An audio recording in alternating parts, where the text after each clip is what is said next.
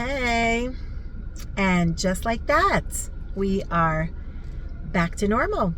Everything's supposed to go back to normal as if nothing happened.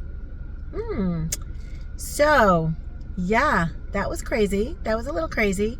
Now we are definitely, it's great that we're back to a certain routine, and we did win the war, and there's no longer an Iranian threat over our heads. However, those of you, especially in Israel, who need a minute, just take that minute and breathe, and you don't have to rush back to normal as if nothing happened. I think it's a little crazy to do that, but that's what we're expected to do. We're sending the kids back to school. We're going back to work, going back to the gyms. We're eating out with our friends. Seriously, like nothing happened. So, crazy. But I would like to say something about our Parshat Korach, and I will like to connect it to the situation here in Israel as usual, and also to connect it to what we've been learning with regard to prayer, specifically something very interesting that we learned today that has to do with humility versus arrogance, which I think you will see connects to what we're talking about today. Okay, so Korach was a very big leader. He was among the people who carried the pieces of the Mishkan.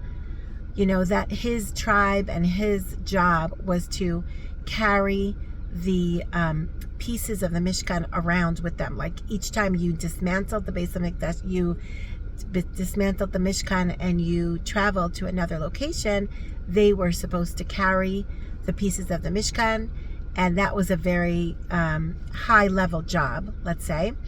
He also was in the Shevet, in the tribe of Levi, which means that he could have been chosen to be one of the Kohanim, if he had been from the family of Aaron. But he wasn't, because he was a cousin of Aaron. He wasn't in the direct line descendant of Aaron. So he wasn't a high priest. He wasn't a priest. He was just a regular Levi.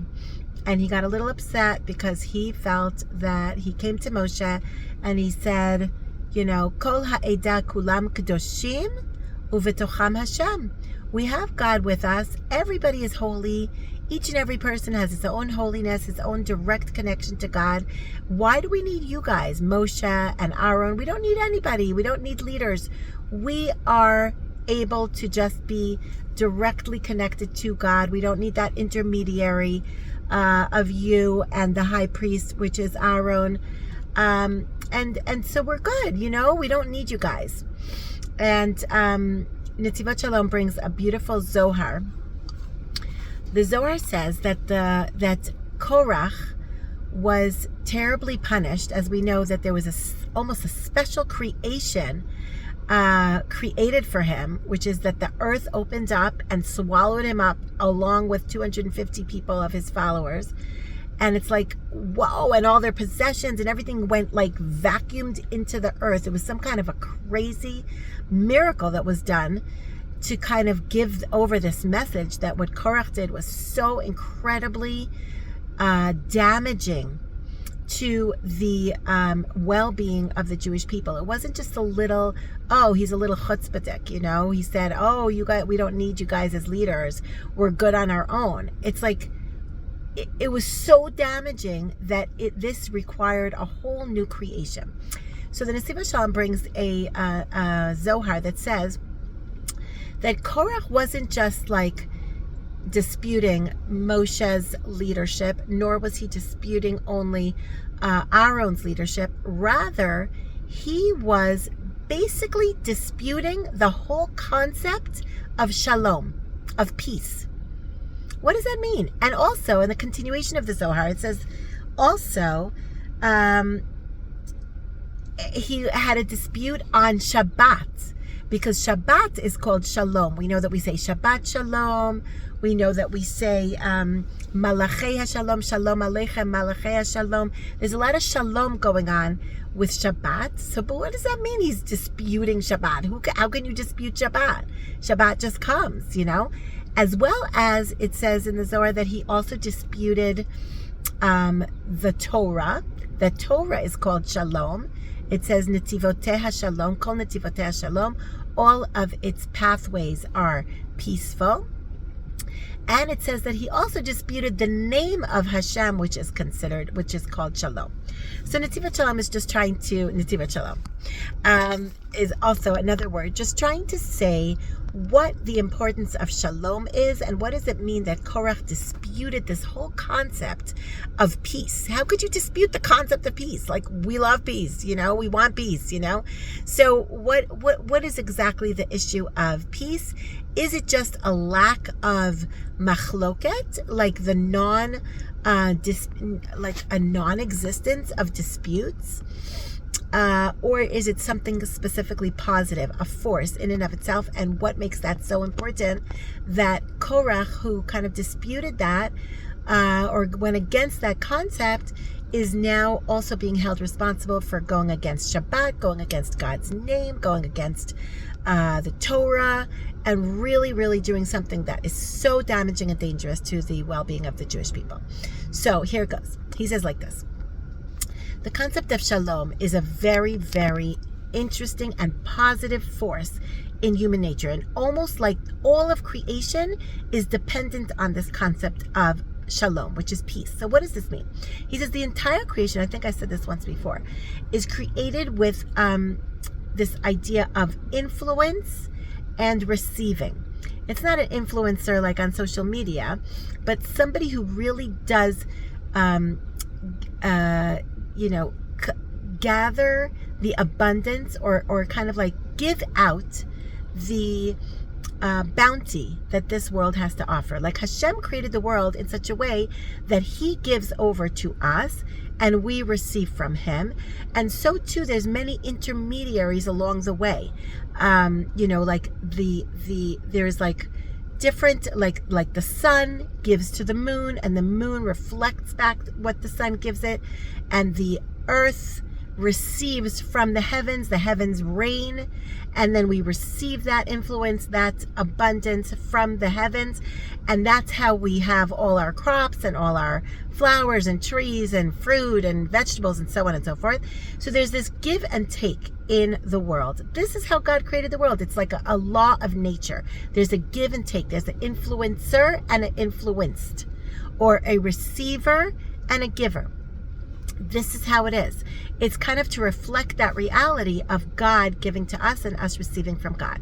So we have to and Korach felt that there was no need to even have that concept of being influenced and giving. Rather, he felt that each and every person can just receive directly from God and just be okay on his own. Like, God created me and now I'm good to go.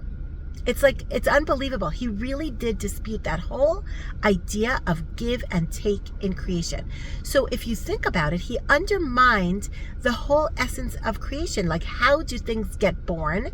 By influencing and receiving, or giving abundance and receiving that abundance. So that's how things happen in this world. So if you dispute that whole concept, you're disputing much more than just, a particular leader, Moshe and Aaron. You're denying the whole ability of God giving to one and that influence moving on to another. And that is how our whole world exists. Now he says not only that, but our whole world exists also. If you talk about Shabbat and if you talk about Torah, what are those things? He says Shabbat is the intermediary between God and the Jew and the whole world, so that every week you don't really have sustenance for that week except from the Shabbat preceding the week. So the week is also being influenced or being given the abundance or the life force from the Shabbat that came before him. So if you don't even believe in the whole concept of being influenced, that is kind of going against Shabbat as well. It's also going against the Torah, because the Torah is like that kli, that vessel that holds God in this world. So it's also the intermediary between us and Hashem. So Hashem gives his bounty, gives his abundance, gives his blessing through the Torah. So if you are against that whole concept of God giving and us receiving, you are also denying the Torah, or going against the Torah, refuting the Torah. So here we go. Now, what else? It's also the name of God. We have this concept that God gives, through his name, gives certain abundance, certain blessing into the world. Now, what also is like the, not exactly the intermediary, but what also has that ability to give and receive? The concept of all of Am Yisrael. Klal Yisrael is a concept, and you need Klal Yisrael to get that abundance from Hashem, because there is a world that is called the all of the Jewish people. It is not each and every person on their own. You need that give and take among the Jewish people, so that each and every one of us can achieve a level of perfection and connection to God, because God is infinite. There's no way that we can really connect to him. How can we? We're so imperfect. We're so flawed.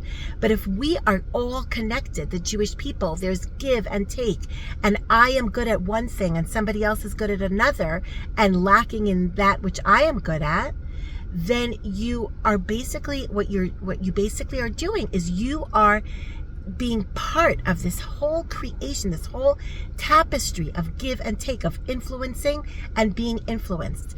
And that way we achieve a level of perfection in this world called all of the Jewish people, which is why we were only able to receive the Torah when we were all unified, when we connected to each other, because only through that can you have that, at least a taste of what it means to achieve perfection, because everyone is part of this beautiful circle of give and take.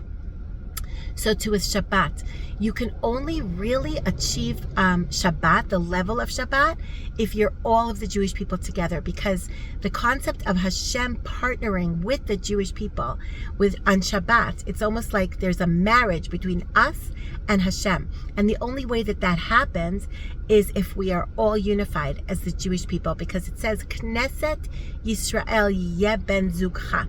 On Shabbat, we have the concept of a marriage between us and Hashem. But Hashem doesn't marry each and every one of us. He marries the entire Jewish people. He's partnering with us only if we're unified as one. So when Korach said, Kol ha'edah kulam kedoshim, he didn't say the congregation is holy with one word, Kol ha'edah kula kedosha. That's what he should have said. The congregation is holy as one. But he did not say that. He denied that concept of all of the Jewish people being one. He said, Kulam kedoshim. Each and every one of us is holy.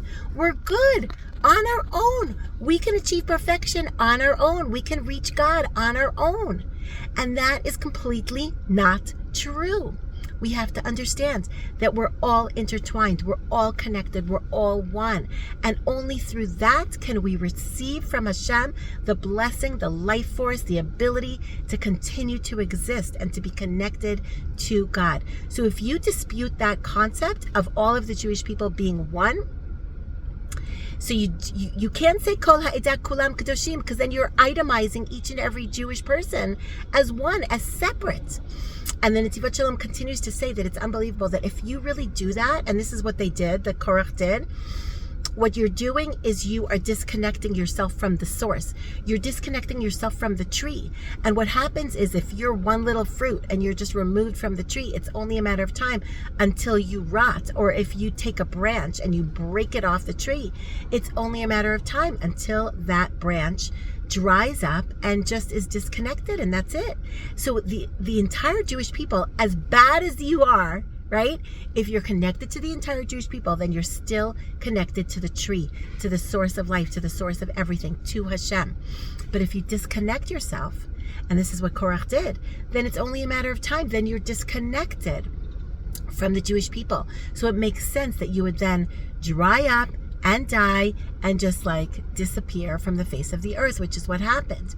So it's a lesson to all of us today, and I'm just going to connect it today, and then I'm also going to connect it to this beautiful idea that we learned about prayer. It's a message to all of us today. We still are in a war. We're still in a war. And we have to be unified as a Jewish people in order to survive, in order to exist, in order to thrive, in order to get through this time and into the days of Mashiach, which are right around the corner.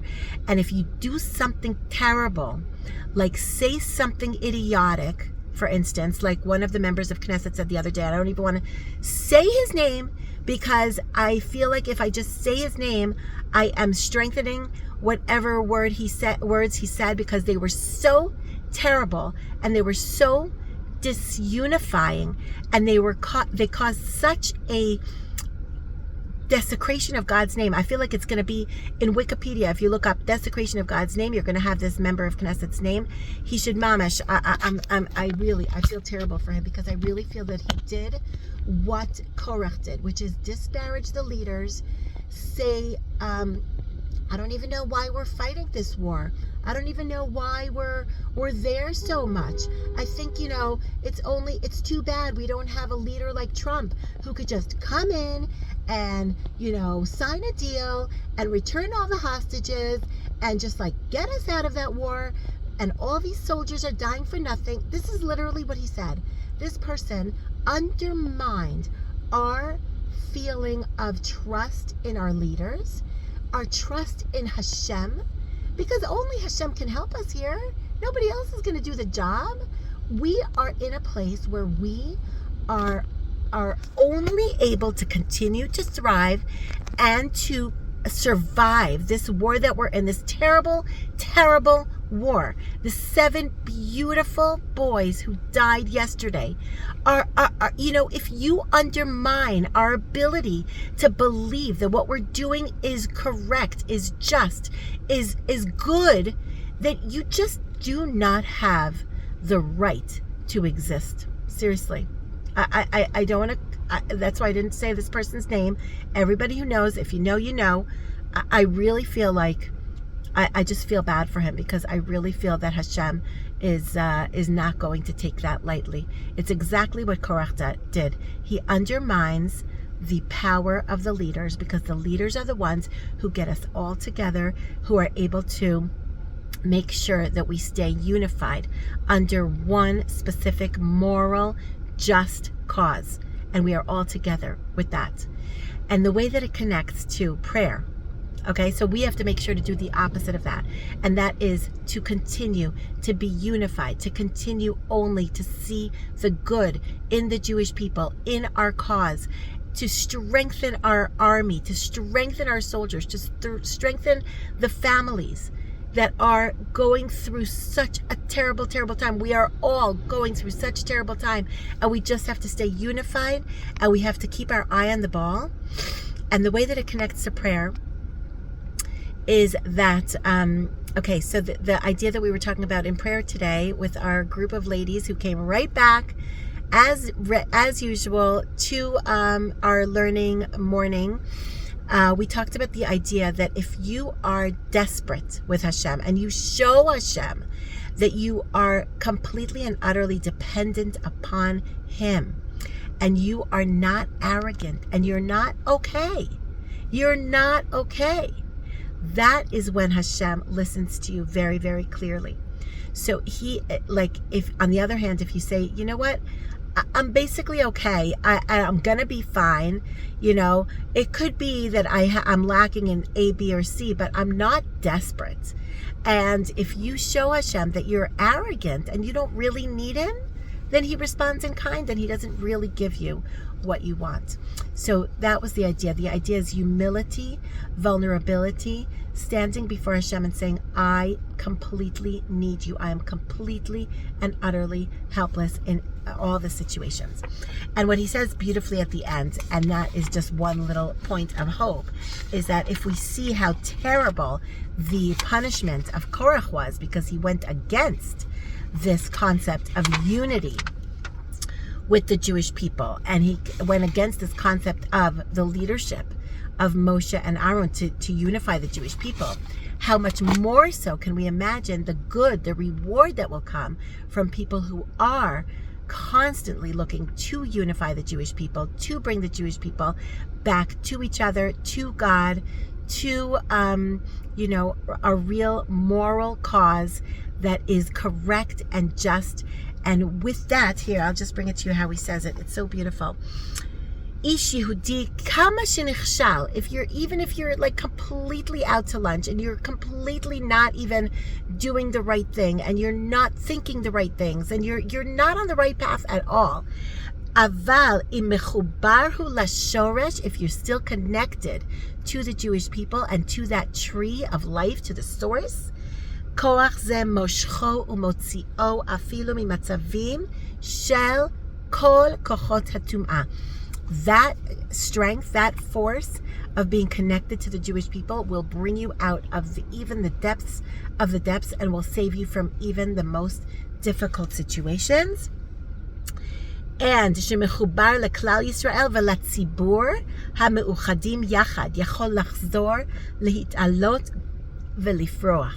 As long as you're connected to the Jewish people, to that koach, to the power of Klal Yisrael, which is indomitable, unstoppable, indestructible, we will receive all the bounty and abundance from Hashem very, very soon. We will see an end to all our suffering speedily in our days. Shabbat Shalom.